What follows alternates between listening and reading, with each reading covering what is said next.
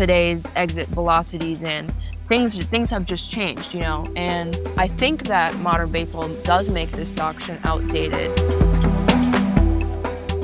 Hi, everyone, and thank you for coming back to another recording of Foul Ball Safety Now Talks. I'm Jordan Skopp. I'm here with Brianna Ludwig. We're in late February 2026. Spring training is happening right now in Arizona and Florida throughout the major leagues. And I'm excited to give everyone updates on what I'm up to.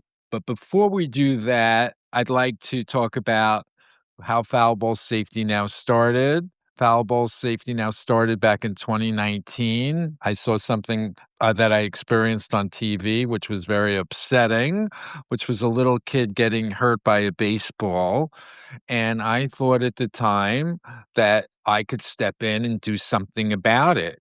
And I've been going at it now for 7 years, making what I think is good contributions by compiling research, working with an investigator by the name of Brendan. He's been with me for 6.5 years. I'm now in season 7.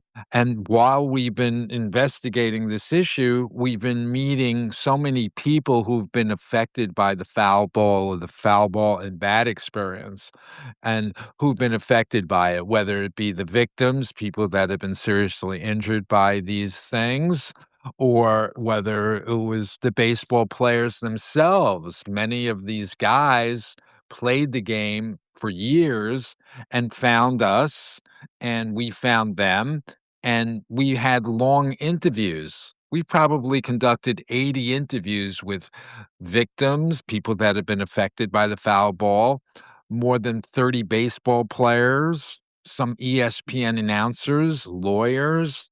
These are all long form interviews. I think we've done about 80 up until now. These recordings that we're doing, soon we're going to bring on our guests. This is a very brand new experience. We've been going at this now, I think, around 6 months, where it's exciting to bring on inquiring minds that want to know. We'll introduce our guests shortly, who are going to lead a discussion with us. Another way of addressing the issue and bringing effectively the beginning of a conversation or a larger conversation. So, doing all of that with Brendan, and also making some appropriate statements that I think also was helpful at the time, and going to court in places like Illinois, where I thought it was appropriate to bring a lawsuit against a particular team, one of the worst offenders when it came to netting. And we know that there's still so much that needs to be addressed when it comes to the foul ball issues and the safety of the fans. So we're going to keep going strong. We have something coming up in a couple of days, which we're really excited about. I've rented out airplanes before because I thought maybe that would bring attention. People would see for themselves all the research we've compiled on the website by seeing a banner being towed by one of these smaller planes. Next week in Arizona, we have a life-size poster cutout of Shohei Ohtani with the LA Dodgers. He had a moment in the World Series which we thought would be potentially a great conversation starter. He hit a ball down the right field line, and he may have thought for a minute that he heard a human being, and he had this moment where he put his hands over his head like, "Oh my goodness, I may have just hurt somebody." So he had this cringe-worthy experience. So you would ask, why are baseball players in 2025 still having these moments where they may think they just hurt somebody? So I want to eliminate that from the game altogether. And by having these discussions, we can address maybe even the emotional trauma that baseball players are feeling, because they're the ones who are hitting the ball. The fans, also believe, deserve more dignity, and they haven't really gotten the respect they deserved over the years.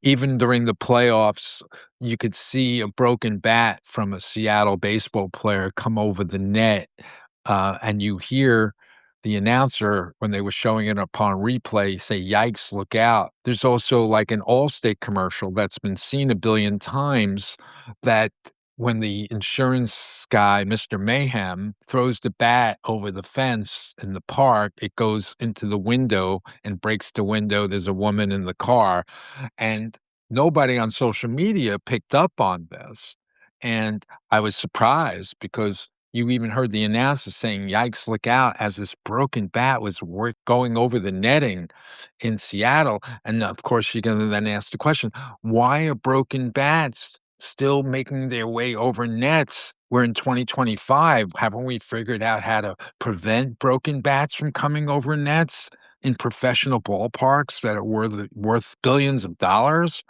But unfortunately, they're not taking care of their own house, and fans are being disrespected because of that. But we're excited that in Arizona next week, we're gonna have this image of Shohei Ohtani holding his hand over his head. People are gonna see it in an outdoor mall, and they're gonna maybe see the hashtag, and they'll take a picture of it, and potentially we'll get a lot of visitors to the website. So let's see how that all plays out, and effectively, we just want people to be up to speed on all things we've discovered at Foul Ball Safety Now, and let them be part of creating solutions, because a lot of people would have a lot to say if they only discovered what we've been doing, I think. Brianna, how are you today? Doing great, Jordan. I'm excited to dive into this topic and hopefully we can spread some awareness today and educate some listeners who may be coming to this issue for the first time. So, without further ado, I'd love to invite our guest host on for the day. She is a broadcast and digital journalism student at Syracuse University, Desiree Robinson. Welcome. Thank you guys, and just so excited to be here and talk about something that may not have like a lot of awareness. I know you guys are doing a lot of work with this, and I've heard about it vaguely before, checking out the website and doing my own research before coming on to the podcast, but definitely in my immediate circle and just people I know and even athletes, like it doesn't seem like a very just known topic or risk that's taken. I do have a lot of baseball fan friends. As I told Jordan on our first call, I worked at Fenway Park and didn't see much of it myself and or hear about it being an issue. So I'm just really excited to jump in and learn more about it and how it can be something that people are more aware of and push for better. Absolutely. Thanks for being here, Desiree. I feel like up until now, baseball has felt like one of the safest, most family friendly sports in Americas. The foul balls, they regularly come off the bat 100 miles to 110 miles per hour. Fans are sitting close, they want to be in the action, see the action. So, at what point did you realize that this just when the foul ball havoc started coming about, what point did you realize this wasn't just, a part of the game that just happens? Like, I like to compare it to kind of athlete injuries. Like you play a sport, there's a risk of getting an injury. That's just fact. But as a fan, as a bystander coming to watch a sport, that's not necessarily known to be true or should be. So at what point did you guys realize this wasn't just, oh, a part of the game and it happens sometimes, but an actual preventable safety issue? Yeah, great question. So back in 2019, after seeing something on the morning news, which was very disturbing, I kind of thought that this was just an unacceptable way of allowing the general public to come to a game, commercial establishment, charging admission, and having fan-friendly, perception is really what the norm was. It was a fan-friendly perception, and that was the norm, because once you see the video of what we witnessed, or what is part of what we have on the website called Exhibit A, that little child getting hurt in Houston, you would conclude, seeing that video, that not only should children not be there, but probably no human being, because we're not superheroes and we're not action figures. And by just equating it that way, that gave me the impetus to say, we're going to make some noise about this because it's appropriate to do that. Because if any family sees this video and then discovers they've been sitting in the same section, all these years, they're going to get upset. They're going to be like, well, why are we there to begin with? And Desiree, there's at least 30 to 40 cities in America at the end of the 2025 professional baseball season. This is not just the 30 major league teams. This is also 169 other professional teams that I've been following. 30 to 40 of those 169 never made appropriate upgrades, or at least the bare minimum upgrades. And you'd be like, what? And I'll be like, yep. And I think anyone in those 30, 40 cities who sees that video from 2019 will get offended, saying, well, why the heck were we here for the last 7 seasons? Yeah, it just seems like a really once it's brought to light, it's like, okay, well, why is this happening if it is something that, like you said, is very preventable? The league has data, they track exit velocity, they monitor pitch counts for player safety, bat standards are regulated, and as you said, netting was expanded in like 2018, 2019 after public pressure. So this shows that they are aware of of the risks. Do you think that the MLB fully understands the injury data?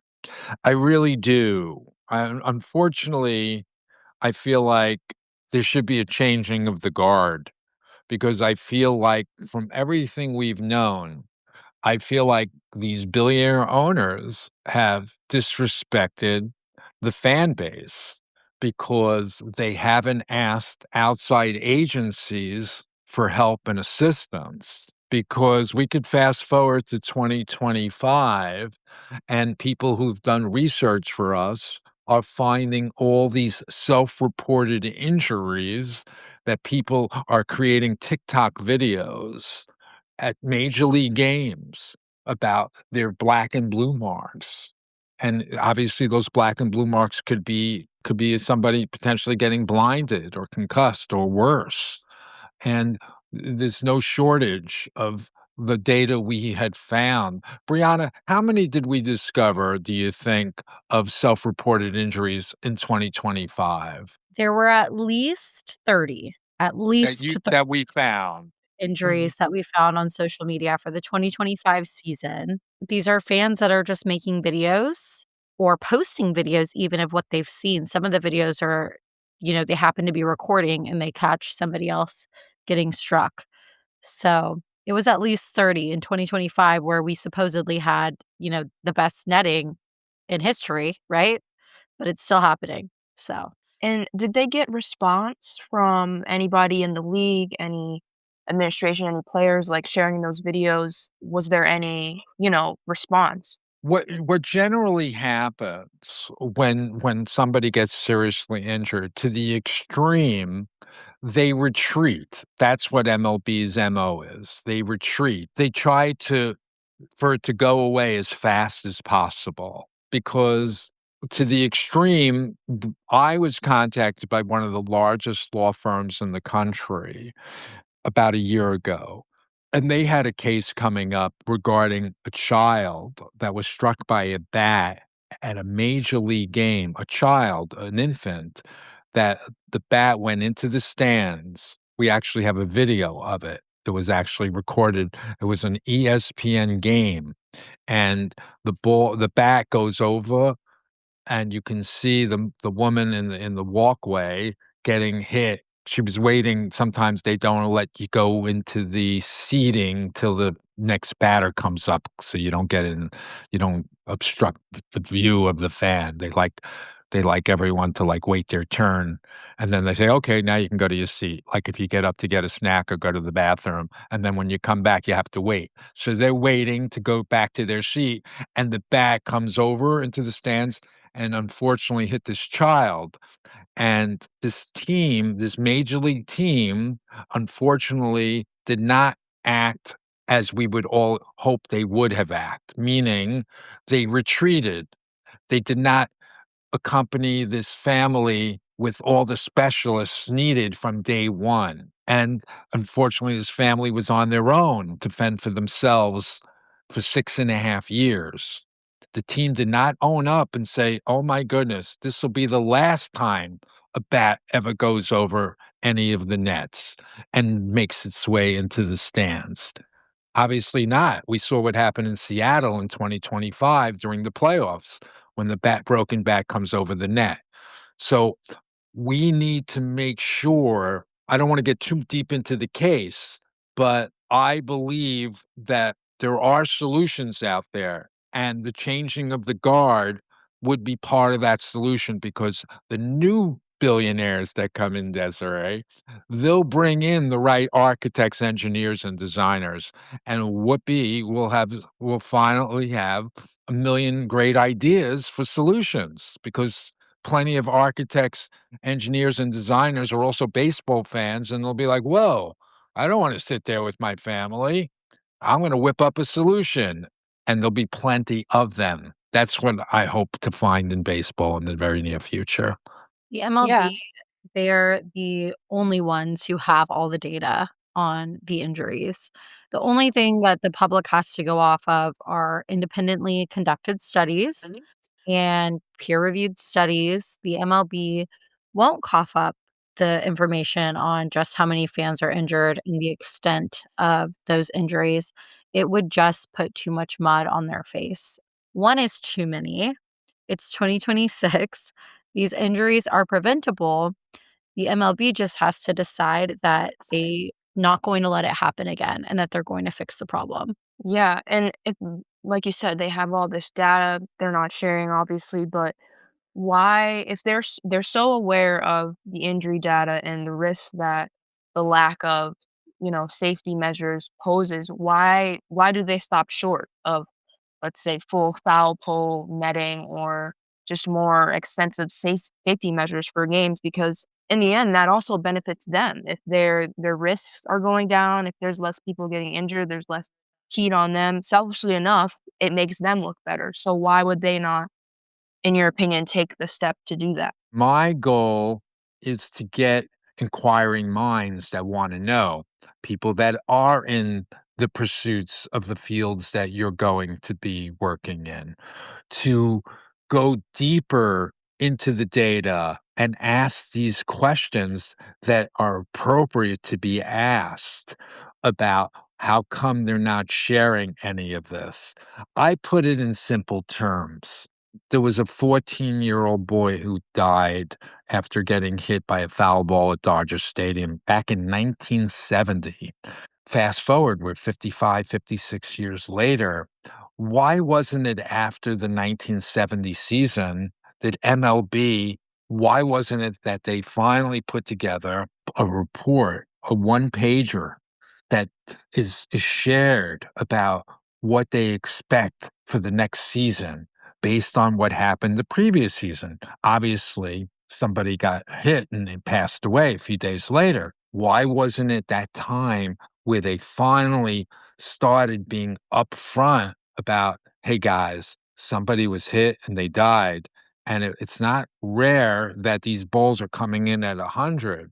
This time it hit a human being in the head. Sometimes it hits the beverage. Sometimes it hits the chair. So we want to make it known to you guys that there's no free ride at the game, but they never ever presented it to us that way in any sort of responsible delivery. All we ever heard was, "Oh, well, if we go to the game, I think we're assuming the risk," and nobody really read that carefully.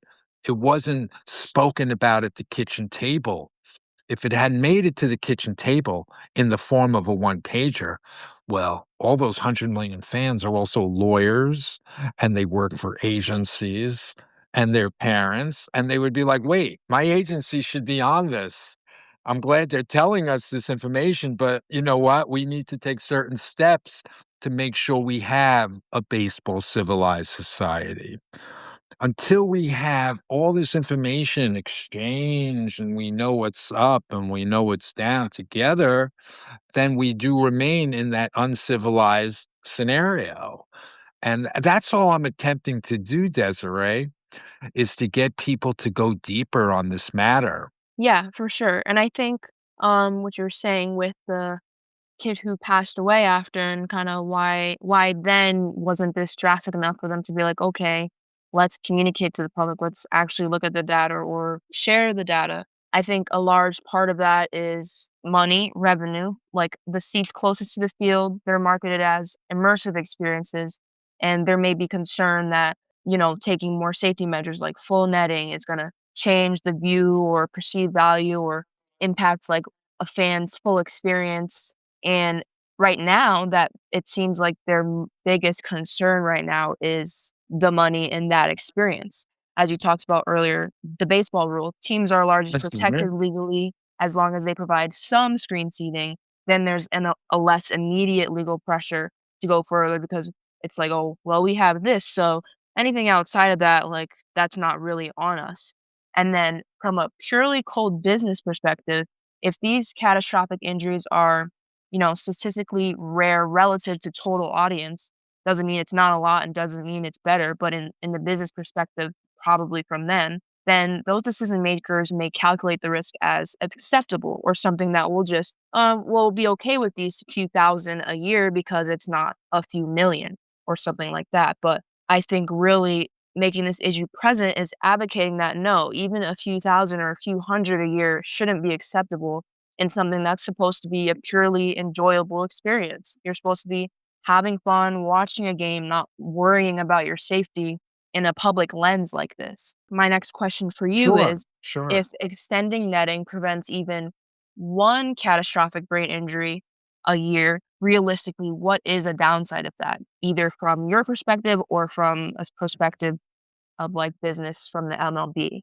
Yeah, unfortunately, from the fan perspective, who never really had a seat at the table because they've never gotten these yearly updates about what happened the previous season and what was gonna happen the next season, and then I think dialogue would have definitely naturally evolved from that. We just don't know. We don't have a seat at the table yet.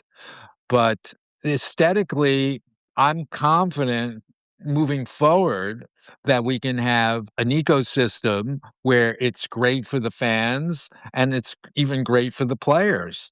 Because Desiree, I'm doing other things in addition to these recordings with Brianna and our guests. I'm meeting up with baseball players who, as Brendan and I know, because we've interviewed more than 30 guys, many of these guys being out of the game for a long time and opening up to us and going long form interviewing with us. Great. Now I'm advertising and I'm organizing small conferences with baseball guys who I'm learning they're feeling anxiety. Some guys always are feeling anxiety because they know their balls are going places and they have consequences.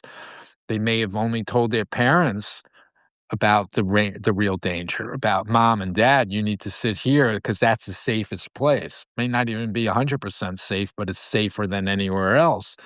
They were also aware of balls going outside the ballpark, which is you guys can all trace your steps. If you go to Foul Ball Safety Now and go to Exhibit A1, that's a published report from 2019. Brendan and I incorporated all of our own data and research into that report and combined it into one in 2025, people can see just how many foul balls there are per year. We're not just talking the major league games, we're talking all the 169 other professional games that are professional cities that are hosting games, and now colleges. So the two examples I have are from Modesto, California, where it's not uncommon during batting practice in a game, 15 or 20 balls could be raining down and hitting the pavement outside or hitting the window outside. And in the case of Modesto, California, hitting a woman in the head and she can't work anymore. And that lawyer found me. And we wrote 3 letters to the Modesto newspaper saying, you should be reporting about this because maybe for the last 2 years, the people should have been walking outside with some kind of umbrella. Why are moving meteors and landmines flying and cracking things? Not cool. And then in the Queens College example, people can go to the website Queens College investigation. A student athlete contacted me and was open with me and said, "Hey, Jordan, we're worried about our balls going over the sides because there's an elementary school right next door to our field. That's a legitimate concern." And we've written 5 letters. We got an article in the Queens College newspaper, a student reporter, got a quote from the athletic director. We had gotten a receipt from the athletic director on our first letter, but, receipts are one thing, action is another thing. And we even contacted the NCAA about this because in our tone on our first letter, when we got contacted by the Queens College student, we weren't singling out Queens College as being the only offender. I've been contacted by a high school in Tennessee saying they couldn't have soccer games going on while baseball games were going on because the balls were leaving the field at the baseball field and going onto the soccer field. And I'm glad I wrote back. I said, "I'm glad you guys are addressing it. I'm glad I'm a sounding board, but they could all work it out in their local community." And balls are flying outside. And there's an assumption of risk not only inside the ballpark, Desiree, but outside as well. So even walking outside for preventable measures should, of course, been in place, and they're not because they're still making their way outside. And because they're not, MLB and professional baseball is still covered by the baseball rule if you're hit outside the ballpark as well.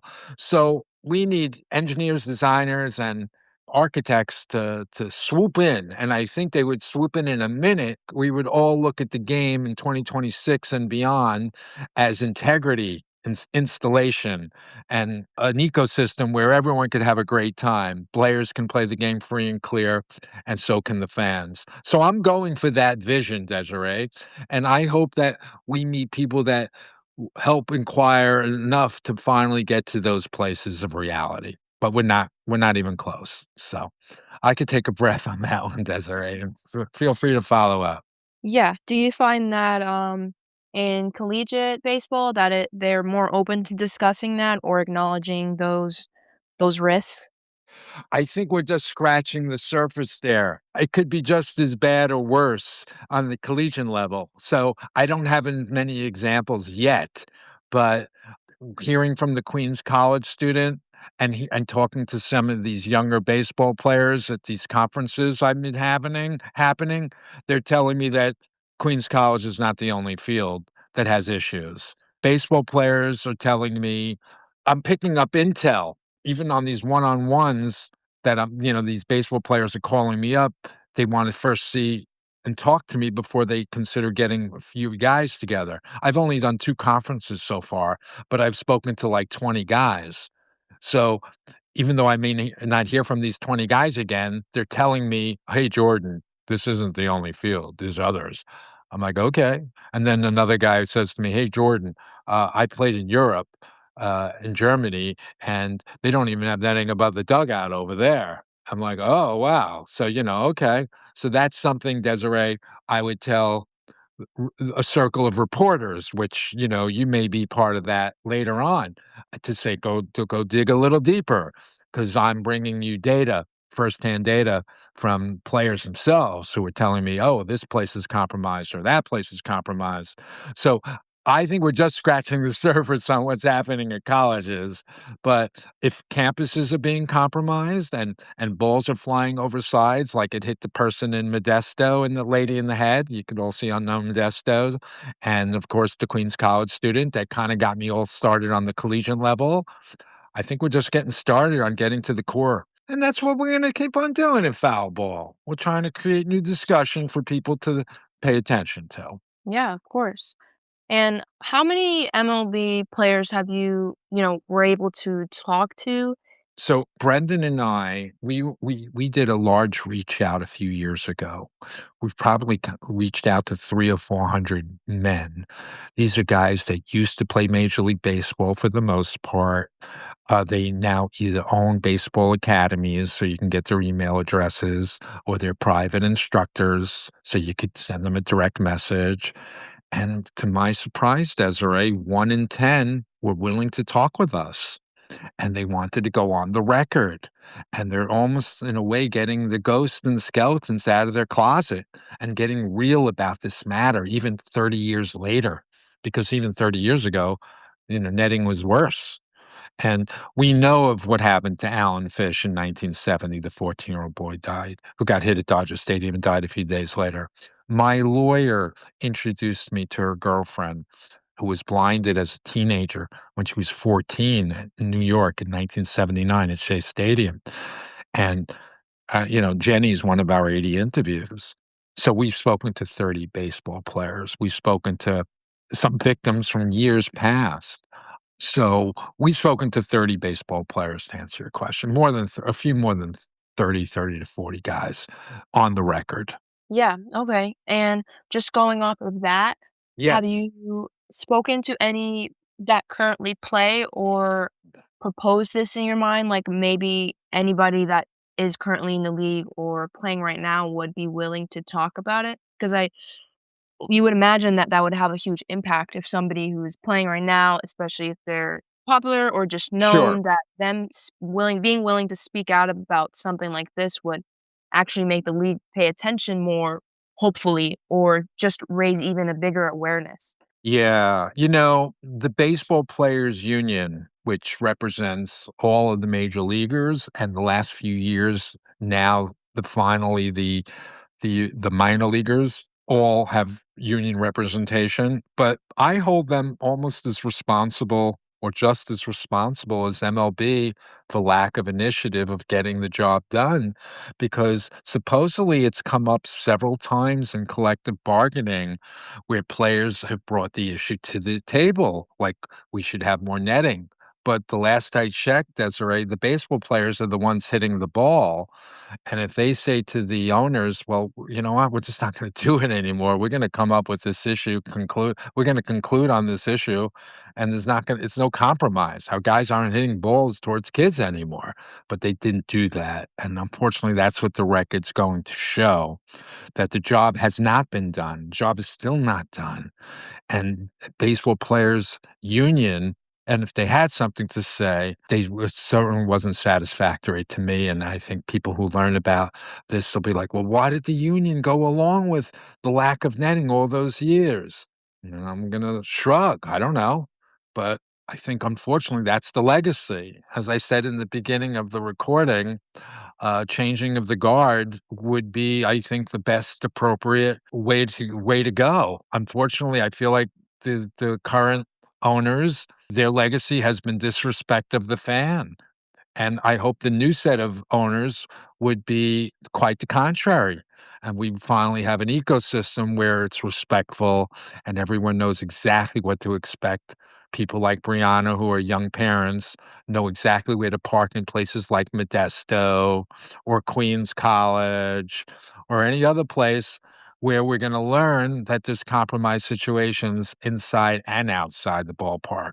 And Brianna should not be concerned about anything when she parks a car and goes into a place and gets up to go get a snack. And I could tell you about one of the victims we've interviewed, who was a 10-year-old at the time, who got smoked by a ball because she was standing in the concourse at one of these smaller places looking to get a snack. Balls should not be reaching human beings and hurting them. And that's our legacy. I hope it changes, and I hope we all dig a little deeper and demand it. So that's what we'll continue talking about. Yeah, for sure. And I am right with you on that. When I was just doing research and writing up points, like one of the things I was thinking of as far as going back to player responsibility and Mhm. or like lack of action does not mean you're innocent or just like have no play, because I guarantee you if players as a whole, even a big group of them started to speak up about it or be like, hey, we're not going to play under these conditions, the Right. fans are at risk. The fans that fund these organizations, the fans that keep the ballparks open, the fans that come and support them, if they Yes. really took a stand and were like, "Hey, like, we're not gonna keep seeing this happen to people that support Right. us," then the league would be forced to do something about it or say something about it or even a step in the right direction as to sharing the data and raising, the more awareness because it's just not right now, but it's also a lot of people are just being complacent, and like you said, it does Mhm. fall on, you know, the union as well, not just Yeah. the MLB. And then just circling back to the Sure. baseball rule, that Yes. doctrine originated over a century ago, long before, you know, today's exit velocities and things have just changed, you know, and I think that modern baseball does make this doctrine outdated. Like, what would legal reform meaningly, like, change league behavior? How would that where would you even start with that? I know you were saying, changing the guard, is that the first step to even just changing that legal rule? Because right now that's kinda protecting the organization from any responsibility as far as some of these incidents. That's great combination of, thoughts and question in there. Yeah, regarding the baseball the changing of the guard, that may be pie in the sky, but I really do feel that it's a fair assessment based on everything we've known, that these owners should sell to new owners that finally come and respect the baseball society, baseball fan experience, and I feel like we've been disrespected. In regards to the baseball rule that has been in place since 1913, I hope that it could be abolished. And by being abolished, that would force MLB to finally integrate the right measures so nobody's going to be smashed anymore. Though they may not be able to open up their gates anymore until they pass some sort of inspection. Like, okay, this has all been thought out, we're coming in, stamp of approval. So Brianna and her child going into a ballpark, first thing she sees is, "Oh yeah, you're good to go. Unconditional good time. Have a great old experience at the ballpark." That's never been, and I think by abolishing the baseball rule would force these teams to pull in those engineers, architects, and designers and make sure that they pass some kind of inspection that everyone will agree to, but it's never been. That would incentivize if the by abolishing the baseball rule, probably be a combination of 2 things. By abolishing the baseball rule, baseball can't doesn't have the protection anymore, and maybe they can't open their doors anymore until they have some sort of approval of, you know, through people that are, designed to make sure that businesses is okay to operate. It's exciting. They've always had the baseball rule, and they've never been incentivized because they know if you get hurt in most states, it's gonna be very hard to find a lawyer. So they had that in place since 1913. I don't usually bring up the game is different as much, Desiree. I never bring up steroids. I never bring up exit velocities as being a little faster because maybe back in 1970 when the 14-year-old boy got hit and died a few days later, maybe the ball hit him going 90 miles an hour, and maybe today it would have been 100 miles an hour. Mrs. Goldblum, who got hit in the low section at Dodger Stadium, that was, I think, 93 miles per hour. I don't usually bring it up because 90 or 100 or 108, it's still pretty bad.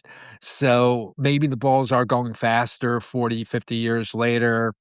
I don't bring it up. Maybe the guys are stronger than they used to be, or maybe they were doing illegal things 15, 20 years ago. I never really want to incorporate that. I think just on the surface, Desiree, it makes the conversation a little bit more a better place to start without adding in the extra elements. So I just want to pull up what we can pull up.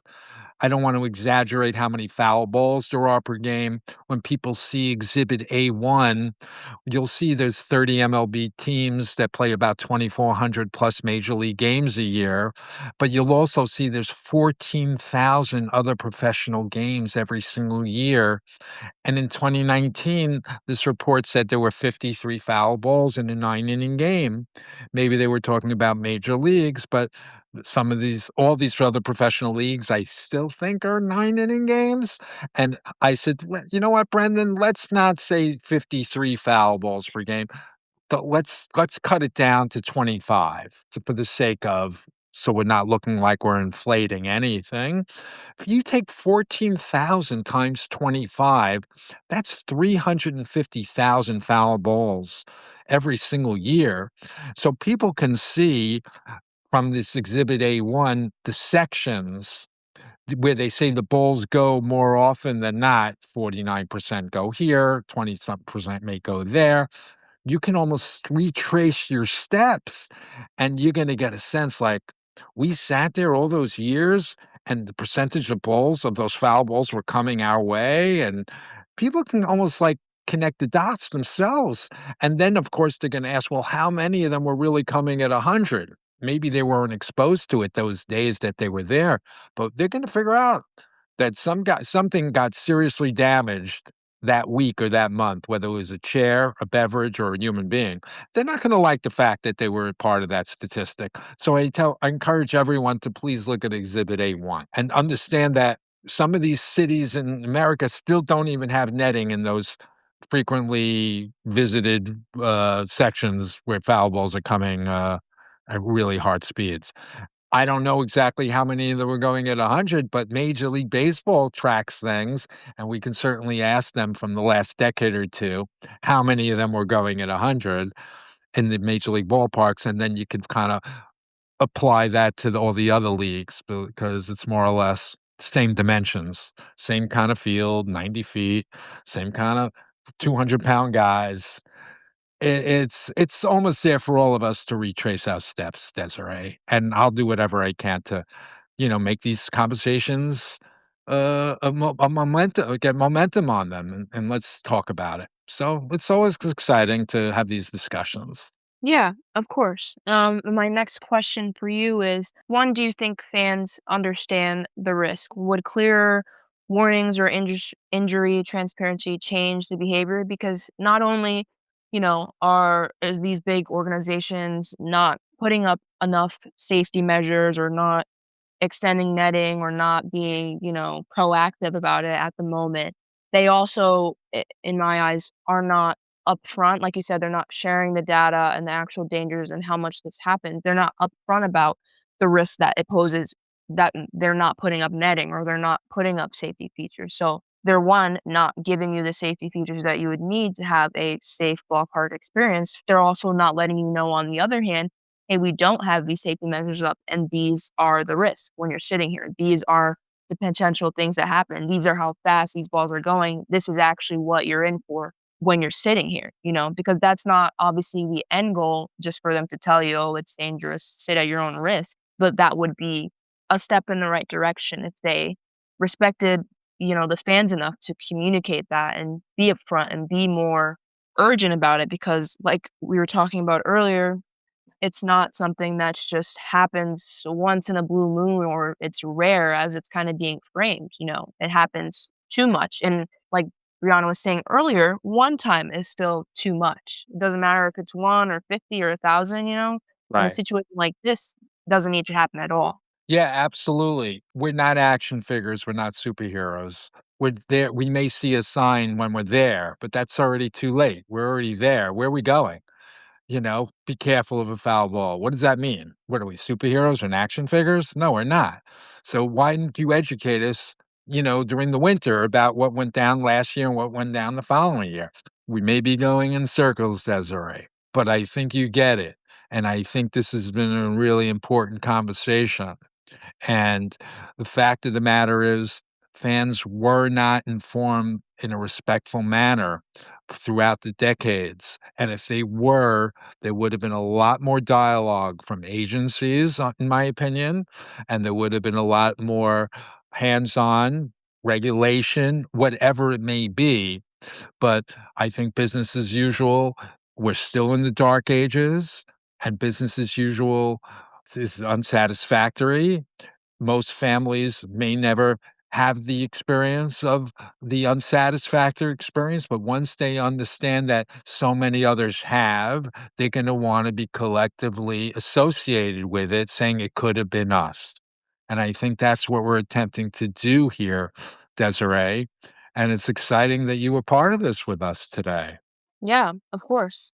So, if the MLB called you tomorrow, what is Mhm. the first policy that you would push for, and what does success look like 5 years from now? Wow. So if MLB called me, I would immediately say, if you guys want to keep up what you're doing, first things we need to do is bring in an independent netting council to every single ballpark, and they need to decide and determine what makes a proper ecosystem inside and outside the ballpark. And that's basically what I would ask for because it's doable, Desiree. It's going to take some work, it's going to take some cash, but there's solutions out there. Baseball's worth billions. They could afford all kinds of hundreds of thousands to make permanent solutions. Please spare me. That's what I would basically say. But it's the commitment to wrap your mind around it.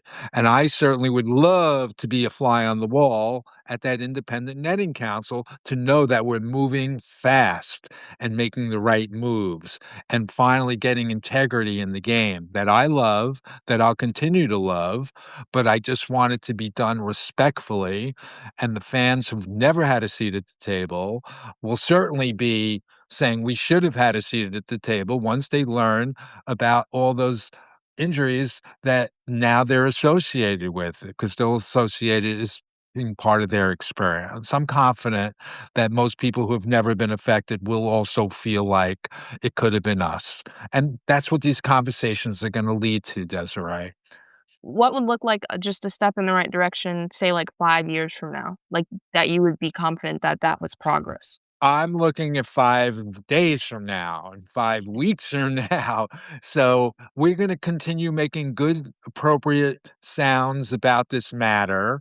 I can't really think of 5 years down the road. It's a commitment that MLB is acknowledging that it's time for somebody else to step in and Yeah. set the standards. And I think until then, we're under the illusion that we're in a place that's, wholesome and apple pie. It's fictitious. It's not anything like that because we know it too much. Yeah. So, we're excited that we can spread the word, start these conversations, and inspire people like you to take part in this with us, and we'll take it a day at a time, and we're excited that you're part of this with us. Desiree, as a journalism student, what is your instinct? What is your What is gut your gut? feel? What's your What's your first first instinct instinct? when you hear that the MLB is not required to report on fan injuries? I think, that's just, like, an easy way out. It's a way for them to not take responsibility. It also just seems like a slap in the face, to the fans that, "Hey, if I'm coming here to support this game, support this team, give money to this place, and contribute to the fan experience and environment that baseball players so know and love, and if I get hurt in your stadium because of certain safety precautions or lack thereof, and I'm not even gonna be acknowledged, in that space. It feels like a slap in the face, and it's like, you guys don't care about me as much as we support and care about, this organization. It just seems like an evasion of responsibility and an evasion of care, because organizations are organizations. They're big, they have money, they have businesses, but the ones that you choose to support, you would hope and be confident that, if you did suffer something as a result or in their environment, that they would do at the very least, document that down and be like, "Hey, can we prevent this?" Or "How did this happen? Why? And can we lower the chances of this happening going forward?" This is terrific, and we're asking great questions. We're gonna continue to do that. I think this is a wonderful episode. I wanna thank our guests, Desiree and Brianna, and we'll do it again soon, everyone. Thank you.